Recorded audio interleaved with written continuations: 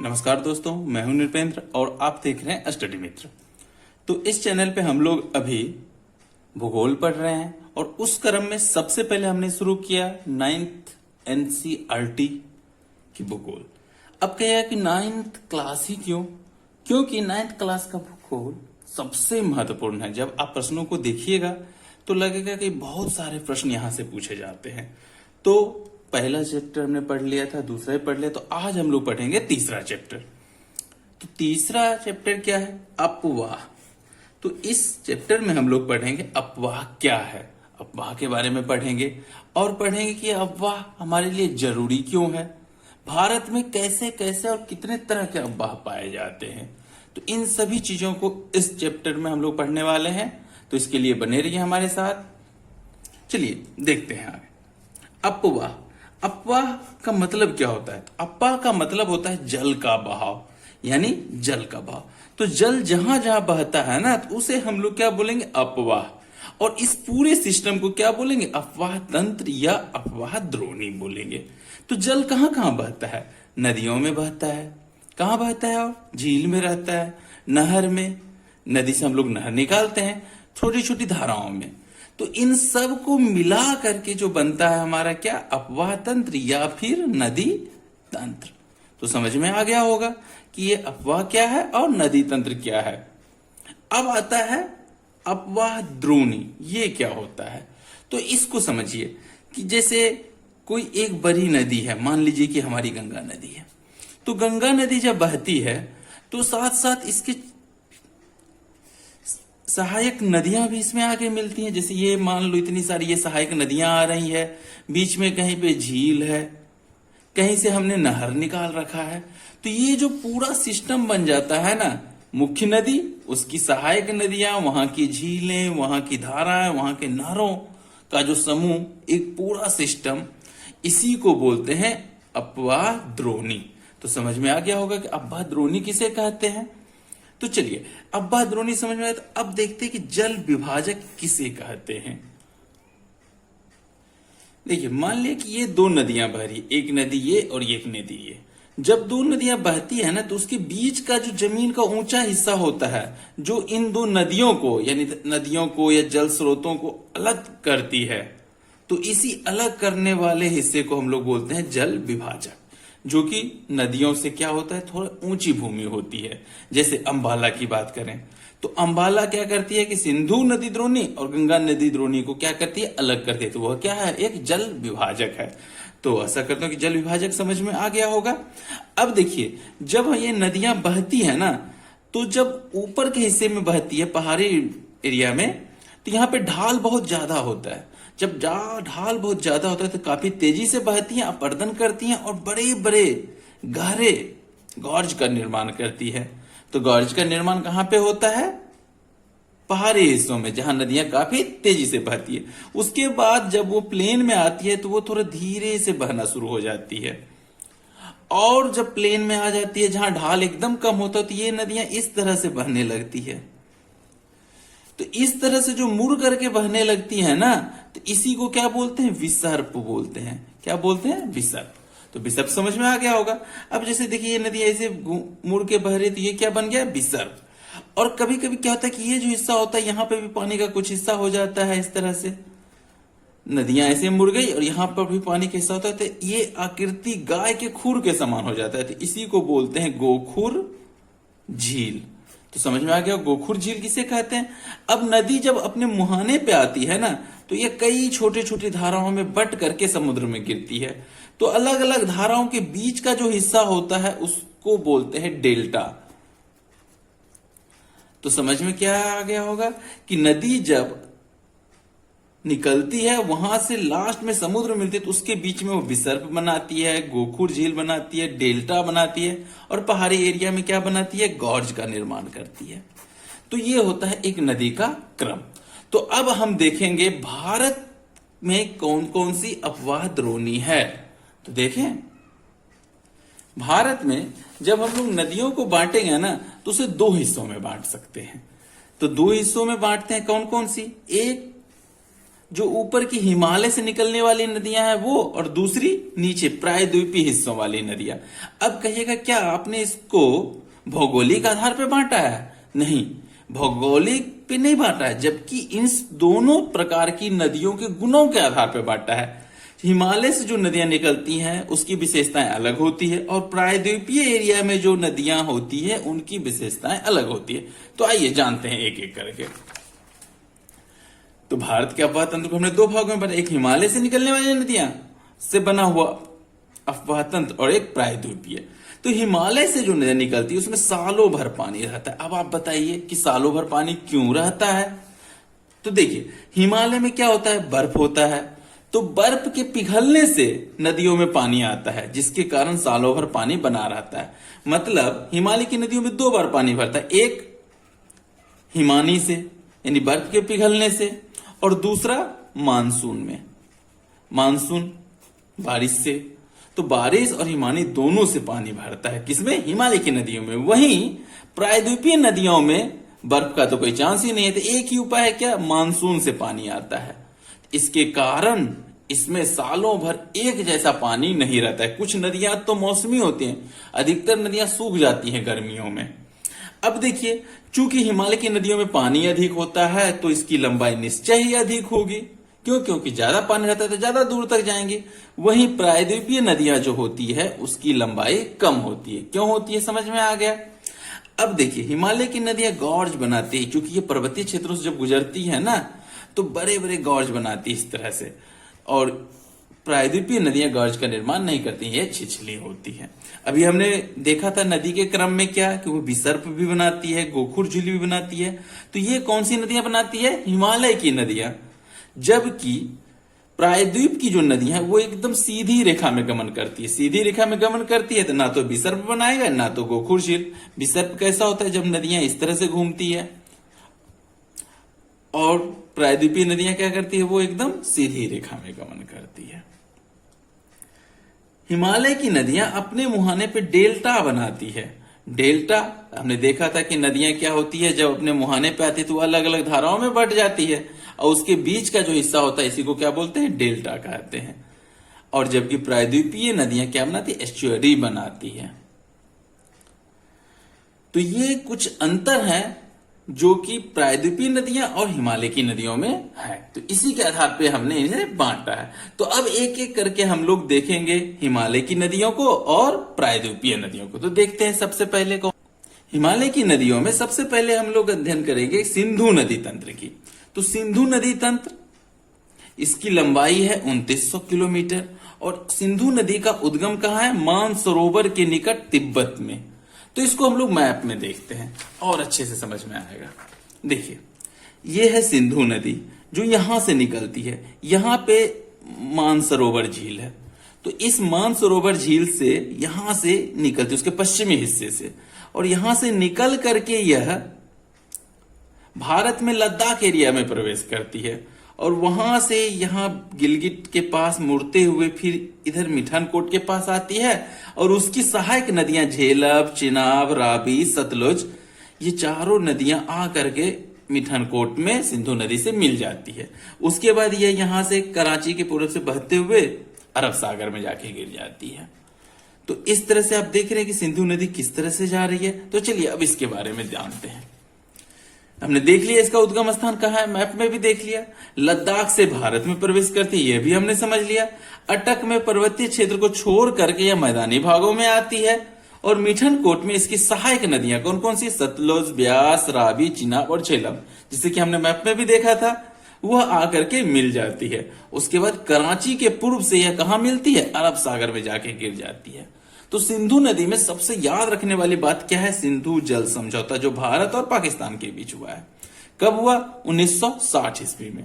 तो इस समझौते के अनुसार सिंधु नदी का 20% पानी भारत रखेगा, अपना उपयोग करेगा, और बाकी 80% हिस्सा पाकिस्तान उपयोग करेगा।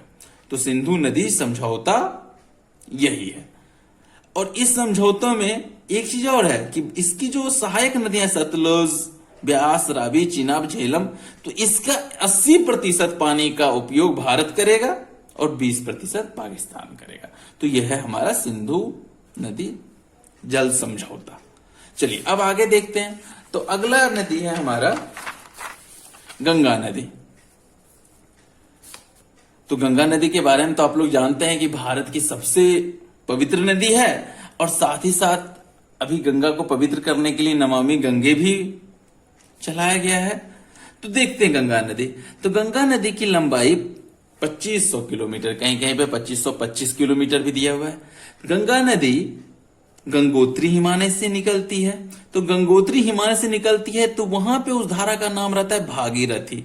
उसके बाद अलकनंदा भी आके उसमें मिल जाती है, और देव प्रयाग जब पहुंचती तब उसे हम लोग क्या बोलते हैं, गंगा बोलते हैं। तो चलिए मैप में देखते हैं। इसे हमने गंगा नदी बनाया है। तो यहां पे गंगोत्री हिमानी है, तो इसी गंगोत्री हिमालय से निकलती है भागीरथी, और इधर से अलकनंदा आकर के जब मिल जाती है तो यहां पे जब मैदानी भाग में पहुंचती है तो इसे बोलते हैं गंगा। और गंगा यहां से देखिए बह रही है, मैदानी हिस्से में बहती है। इसके बाएं तरफ से यमुना नदी बह रही है जो कि यमुनोत्री से निकलती है, और यह आकर के इलाहाबाद में मिल जाती है। अब देखिए यहां पे जो गंगा नदी बह रही है तो इसकी सहायक नदियां दोनों तरफ से आती है, नीचे की तरफ से और ऊपर से। तो ऊपर से ये हिमालय वाली नदियां आती है और इधर से प्रायद्वीपीय नदियां आती है। तो हिमालय की तरफ से कौन कौन सी नदियां आ रही है, एक तो यमुना हो गया, उसके बाद घाघरा, गंडक और कोसी प्रमुख है, जिसमें से घाघरा, गंडक और कोसी यह नेपाल हिमालय से निकलती है, और यमुना कहां से, यमुनोत्री से। और प्रायद्वीपीय हिस्से से कौन सी नदी आ रही है, सोन, बेतवा और चंबल, ये नदियां आके गंगा नदी में मिल जाती है। गंगा नदी जब यहां पश्चिम बंगाल के इस एरिया में पहुंचती है फरक्का के पास, तो यहां पे दो भाग हो जाता है। एक भाग सीधा बांग्लादेश में और दूसरा भाग क्या होता है, दक्षिण की तरफ मुड़ जाती है। तो दक्षिण तरफ मुड़ करके यह सीधे बंगाल की खाड़ी में आके गिर जाती है, और बीच में किसका निर्माण करती है, यहां पे डेल्टा का निर्माण करती है। और दूसरा हिस्सा जो मुख्य हिस्सा है वह बांग्लादेश में प्रवेश कर जाता है, और बांग्लादेश में इधर से ब्रह्मपुत्र नदी आके इससे मिलती है, और जब मिल जाती है तो संयुक्त रूप से जो मिला हुआ होता है उसको बोलते हैं मेघना, और वह फिर बंगाल की खाड़ी में गिर जाती है। तो चलिए ये तो मैप में देखा, अब थोड़ा उसके बारे में जानते हैं। यहां तक समझ में आ गया। देव प्रयाग में यह है, गंगोत्री और अलकनंदा दोनों मिल जाती है। हरिद्वार में गंगा मैदानी भाग में प्रवेश करती है। इसकी सहायक नदियां क्या है, यमुना, घाघरा, गंडक और कोसी, जिसमें से यमुना कहां से निकलती है, यमुनोत्री से, हिमालय से, और घाघरा, गंडक और कोसी ये तीनों कहां से निकलती है, नेपाल हिमालय से। और ये नदियां जो है ना उत्तर भारत में मतलब मैदानी हिस्से में बाढ़ का एक प्रमुख कारण है, जहां कोसी को तो बिहार का शोक माना जाता है। क्यों, क्योंकि यह हर साल बाढ़ लाती है। और प्रायद्वीपीय नदियां जो कि आके मिलती है, जो इसकी सहायक नदियां गंगा की, चंबल, बेतवा और सोन, मैप में भी हमने देखा था। पश्चिम बंगाल के फरक्का में दो भागों में बढ़ती है, ये भी मैप में देख लिया। तो दो भाग में जो मुख्य धारा है बांग्लादेश में प्रवेश करती है, ब्रह्मपुत्र आके मिलती है और उसे मेघना नाम से जानते हैं, और अंत में बंगाल की खाड़ी में मिलती है। और दूसरी धारा जो कि दक्षिण की तरफ चली गई थी, इसको भागीरथी हुगली बोलते हैं, यह भी बंगाल की खाड़ी में जाके मिल जाती है। चलिए हमने गंगा के बारे में देखा, अब हम लोग देखेंगे ब्रह्मपुत्र नदी।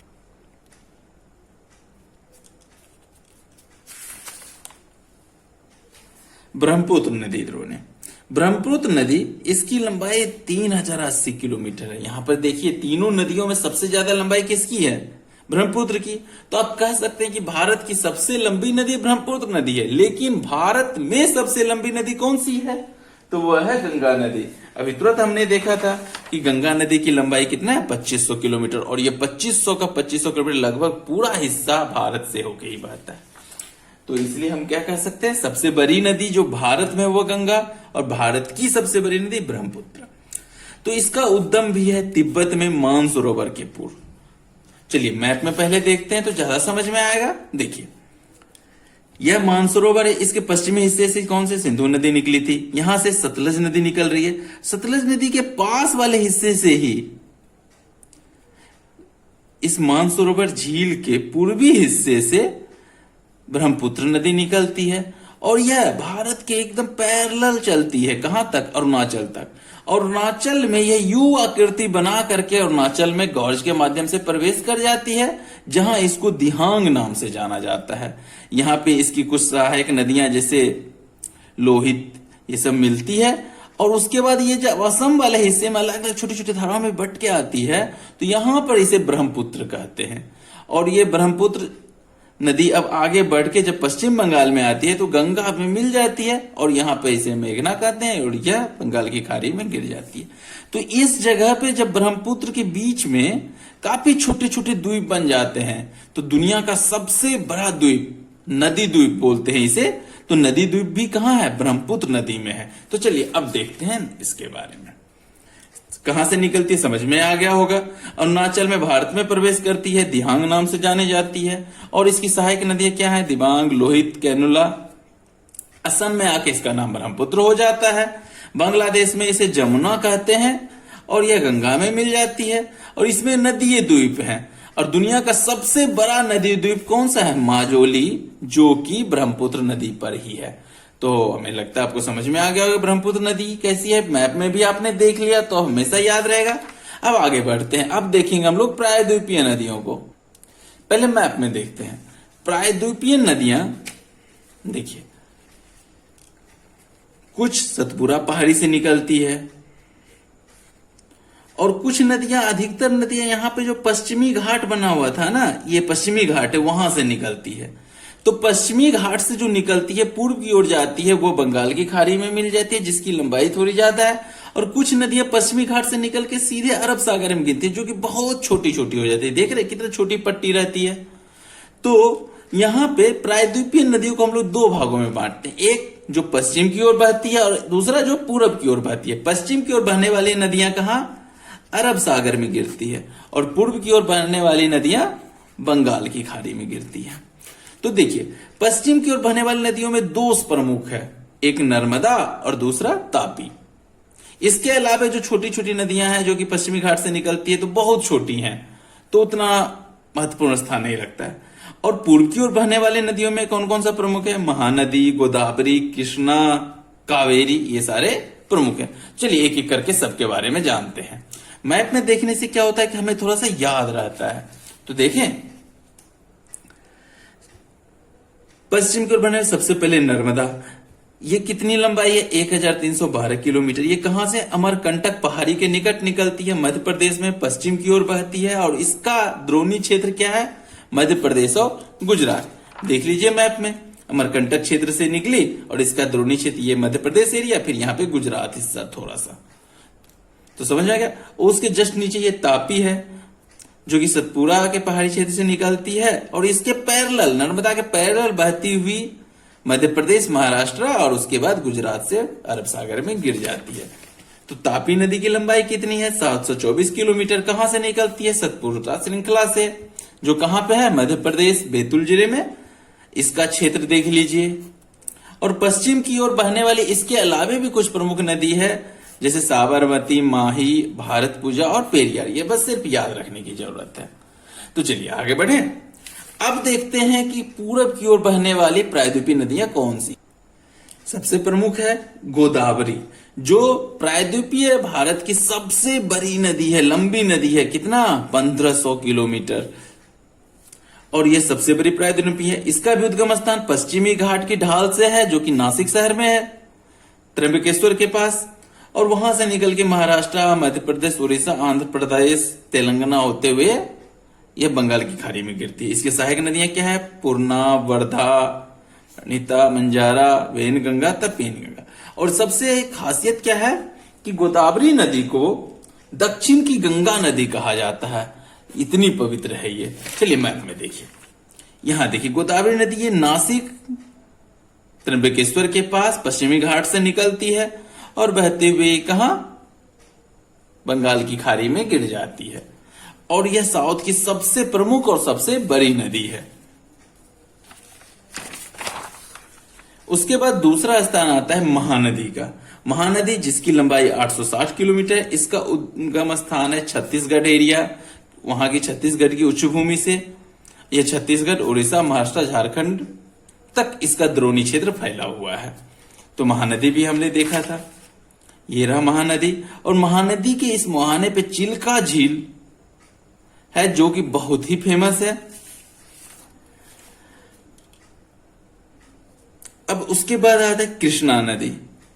कृष्णा नदी यह भी पश्चिमी घाट से निकलती है महाबलेश्वर के पास। इसकी लंबाई 1400 किलोमीटर है। इसकी सहायक नदी है तुंगभद्रा, कोयना, घाटप्रा, मूसी, भीमा। द्रोणी क्षेत्र महाराष्ट्र, कर्नाटका और आंध्र प्रदेश में फैला हुआ है। तो आइए मैप में देखते हैं। ये है कृष्णा नदी। ये भी कहां से निकल रही है, ये देखिए पश्चिमी घाट से निकल रही है। और तुंगभद्रा इसकी सबसे प्रमुख सहायक नदी है और यह पूरब की ओर बहती है और बंगाल की खाड़ी में गिर जाती है। उसके बाद कावेरी नदी। कावेरी नदी की लंबाई 760 किलोमीटर। इसका उद्गम भी पश्चिमी घाटी है ब्रह्मगिरी श्रृंखला से। इसकी सहायक नदियां अमरावती, भवानी, हेमवती, काबिनी। फिर से मैप में देखिए, ये कावेरी नदी यहां से निकलती है, ये भी पश्चिमी घाट से निकलती है और जाकर के बंगाल की खाड़ी में गिरती है। इसके अलावा कुछ नदियां और है, जैसे दामोदर, ब्राह्मणी, बैतरणी, सुवर्णरेखा। तो वो सब छोटी छोटी नदियां हैं। तो नदी के बाद हम लोग पढ़ेंगे झील के बारे में। हमने क्या देखा था कि अपवाह में झील भी आता है, नदी भी आ जाता है। तो भारत के कुछ प्रमुख झील कौन कौन से हैं? सबसे पहले डल झील, सबसे खूबसूरत झील है, एक टूरिस्ट प्लेस है जो कहां पे है, कश्मीर घाटी में। आपने फिल्मों में भी देखा होगा और कुछ लोग गए भी होंगे। उसके बाद कश्मीर में एक और झील है, बुलर झील। यह भी कश्मीर में है। बुलर झील की खासियत क्या है कि यह मीठे पानी की सबसे बड़ी झील है। मीठे पानी की सबसे बड़ी झील है। कौन सी झील? बुलर झील की सबसे बड़ी झील। तो कहिएगा मीठे पानी की सबसे बड़ी झील बुलर झील है। तो खारे पानी की सबसे बड़ी झील क्या है? तो खारे पानी की सबसे बड़ी झील है चिल्का झील, जो कहां है, उड़ीसा में। इसके अलावा पुलिकट झील कहां है? तमिलनाडु में। कोलेरू झील कहां है? आंध्र प्रदेश में। सांभर झील कहां है? राजस्थान में। चलिए मैप में देखते हैं। हमने देखा था कि महानदी के मुहाने पे चिल्का झील बनती है, जो खारे पानी की सबसे बड़ी झील है। कहां? हमारे देश में, भारत में। उसके अलावा पुलिकट झील देखिए कहां पे है, इस जगह पे है पुलिकट झील। उसके बाद कोलेरू झील यहां पे है। बुलर झील कश्मीर में है, यहीं पर। डल झील भी है और राजस्थान में है यहां पे चिल्का झील। यह भी खारे पानी की झील है। इसके अलावा कुछ जलप्रपात के बारे में भी हम लोग जानेंगे जो कि महत्वपूर्ण होता है। तो भारत का सबसे बड़ा जलप्रपात कौन सा है? तो भारत का सबसे बड़ा जलप्रपात है जोग जलप्रपात। यह जोग जलप्रपात कहां पे है? सरवती नदी पे है, जो कि 255 मीटर ऊंचा है। इसके अलावे हमें हमारे देश में कुछ नदियां ऐसी भी हैं जो कि काफी छोटी छोटी मौसमी हैं। उससे भी हमारे क्षेत्र में अलग अलग जगहों पे सिंचाई और जल की सुविधाएं मिलती है। अब यहां पे एक चीज और ध्यान देना, दुनिया की सबसे बड़ी अफवाह तंत्र कौन सी है? तो दुनिया की सबसे बड़ी अफवाह तंत्र है अमेजन। अमेजन नदी यानी अमेजन अफवाह तंत्र दुनिया की सबसे बड़ी द्रोणी है, अमेजन द्रोणी। तो यहां पर ध्यान दीजिएगा कि सबसे लंबी अगर बोलें तो लंबी कौन सी नदी है? नील नदी है। और सबसे बड़ी द्रोणी की बात है तो वह अमेजन द्रोणी है। उसी तरह से भारत में सबसे लंबी नदी गंगा है और भारत की सबसे लंबी नदी कौन सी है? ब्रह्मपुत्र। ब्रह्मपुत्र नदी को तिब्बत में किस नाम से जानते हैं? सांगपो के नाम से जानते हैं। और भारत में उसे अरुणाचल में दिहांग और असम में ब्रह्मपुत्र के नाम से जानते हैं। ये कुछ महत्वपूर्ण बातें थी। तो आपको हमारा वीडियो कैसा लगा हमें जरूर बताइए, कमेंट कीजिए और मिलते हैं अगले वीडियो में। हमारे साथ बने रहने के लिए आपका बहुत बहुत धन्यवाद।